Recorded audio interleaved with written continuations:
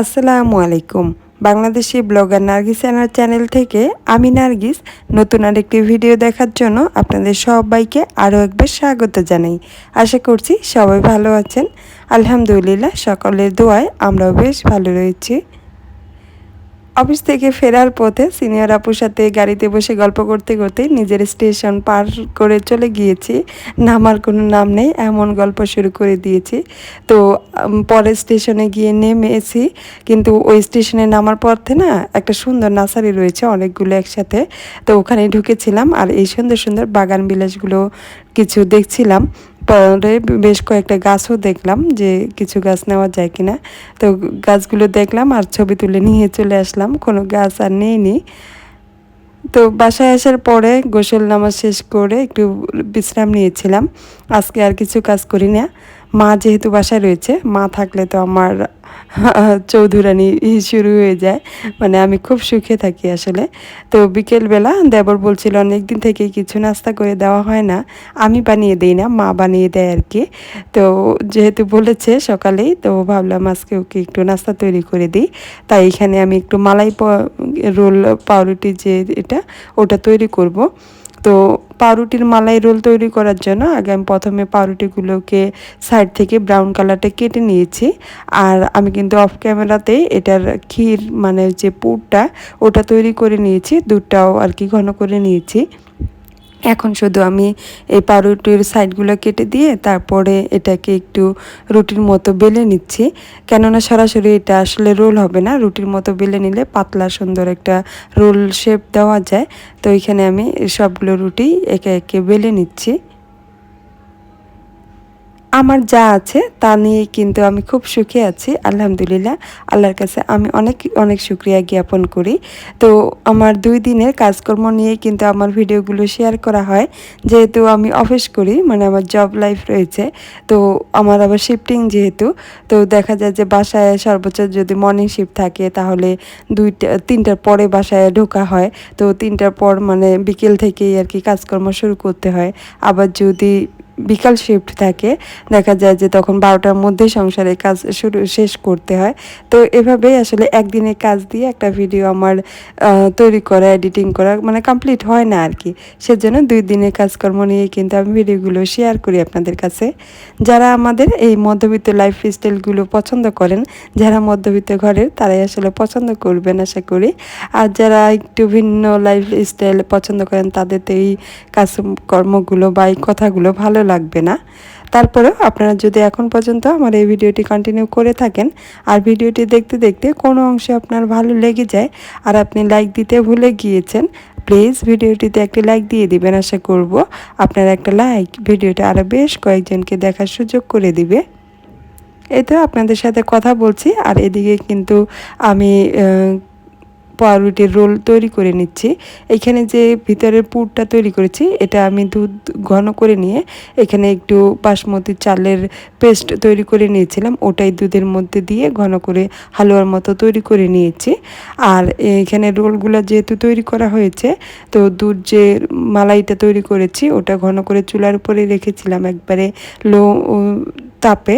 তো ওই দুধটা এখন পাউরুটিগুলোর উপরে দিয়ে দিব, সেজন্য একটা প্লেটের মধ্যে পাউরুটিগুলোকে রেখে দিচ্ছি রোলগুলোকে।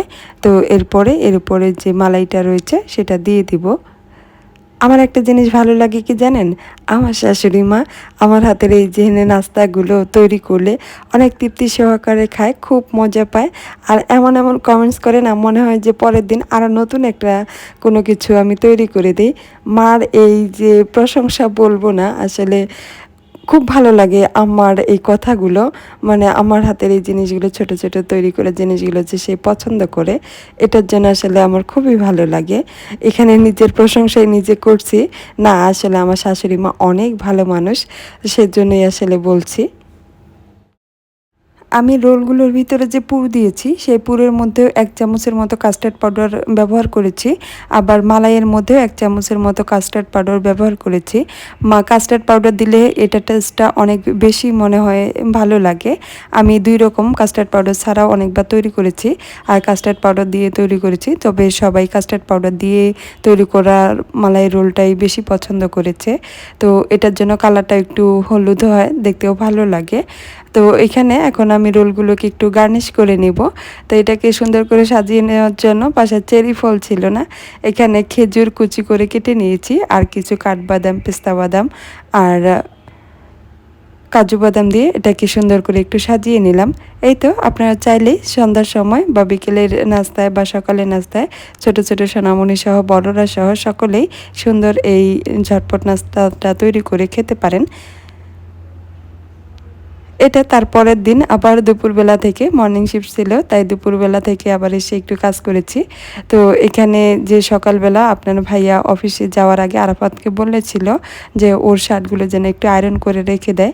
আমাদের ম্যাক্সিমাম কাপড় কিন্তু আয়রন করে আমার ছোট দেবর, ও খুব পছন্দ করে আসলে কাপড় আয়রন করতে। কাপড় যদি ধুয়ে রাখি ওই এসে বলবে যে আপু আয়রন করে দিব কিনা। তো এটা আমার জন্য আরও অনেক বেশি একটা সহজ হয়ে গিয়েছে।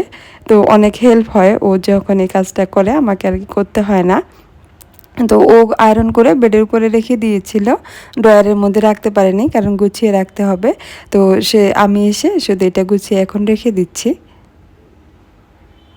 কিছু কিছু কাজ যদি পরিবারের সবাই মিলে ভাগাভাগি করে করা যায় তাহলে কিন্তু কাজগুলো অনেকাংশে কমে যায়, বা একজনের উপর কিন্তু কাজের ভারটা অনেকটাই কমে যায়, চাপ পড়ে না বেশি। ও যেহেতু ছোট মানুষ, এই যে কাজগুলো করে এটাই কিন্তু আমার জন্য অনেক বেশি পাওয়া। তো কোনো কিছুর জন্য ওকে জোর করি না, তবে আমি কাজ শেখানোর চেষ্টা করি। তো আলহামদুলিল্লাহ ও আমার প্রত্যেকটা কথাই শুনে। ও কিন্তু এখনও অনেক ছোট। এই তো কাপড়গুলো গুছিয়ে রাখার পরে তারপরে দেখছি যে টেবিলের উপরে যে মানি প্ল্যান্টটা রাখতাম ওটা তো একটু কেমন ফ্যাকাশে হয়ে গিয়েছে, রোদে দিয়ে রেখে গিয়েছিলাম, ওটাই আবার টেবিলের উপরে রেখে দিচ্ছি। আর এখনও কিন্তু আমি দুপুরে খাবার খাইনি, তো এই কাজটুকু করে তারপরে দুপুরে খাবার খাবো।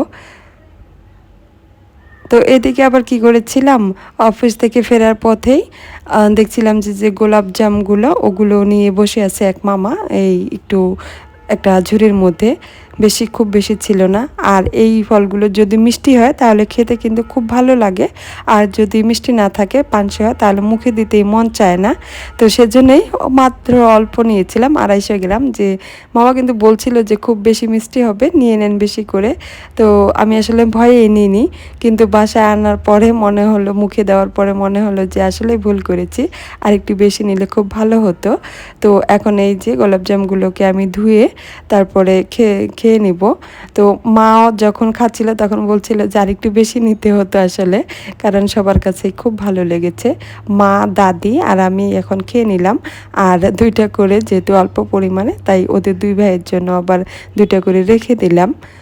এখন কিন্তু এই যে গোলাপজামগুলো এগুলো বৃষ্টি পড়েনি বিধায় কিন্তু অনেকটা মিষ্টি।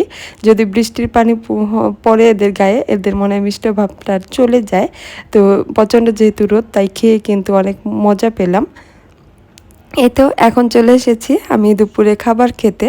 তো মা যেহেতু থাকে, এই যে সবসময় বলি মা থাকলে তো আমার রেডিমেড খাবার খাওয়া হয়।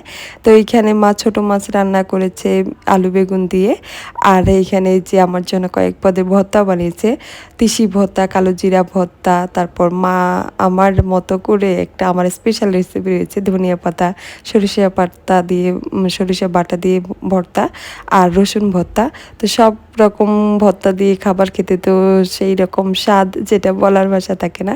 তো এখন আমি একটু ভাত নিয়ে নিচ্ছি, আর ছিল ডাল, সেই সাথে ছিল লাল শাক। তো অনেকেই আবার ভাবতে পারেন যে টেবিলের উপরে পাতিল কেন, আসলে আমার এমনই হয়ে যায় যে অনেক সময় রান্না করে রেখে চলে যেতে হয়। মা মাত্র রান্না করেছে, এটা নামিয়ে নেবেন, কিন্তু এখনই আমি খেয়ে নিব, সেজন্য পাতিল টেবিলের উপরে রেখে ওখান থেকে ভাত নিয়ে নিলাম। এতে 1 চামচ ভাত নিয়েছি আর সবগুলো তরকারি একসাথে নিয়ে নিচ্ছি, কারণ একটা একটা করে যদি আমি তরকারি দিয়ে ভাত খেতে চাই তাহলে প্রচুর পরিমাণে ভাত খাওয়া হয়ে যাবে, আর যার ফলে কিন্তু আমার ওয়েটটাও বেড়ে যাবে। আর ওয়েট রিডিউস করার জন্য তো আমার এখন প্রাণপণ চেষ্টা চলছে। আলহামদুলিল্লাহ বেশ সাকসেসও হয়েছে। মাত্র 4 মাসের মধ্যে আমার প্রায় 10 কেজি ওজন কমে গিয়েছে। তো এটা আমার জন্য প্লাস পয়েন্ট। এই তো খেতে থাকি, আর আপনাদের কাছে আজকের মতো এখান থেকেই বিদায় নিচ্ছি। সবাই ভালো থাকবেন, সুস্থ থাকবেন। আল্লাহ হাফেজ। আসসালামু আলাইকুম।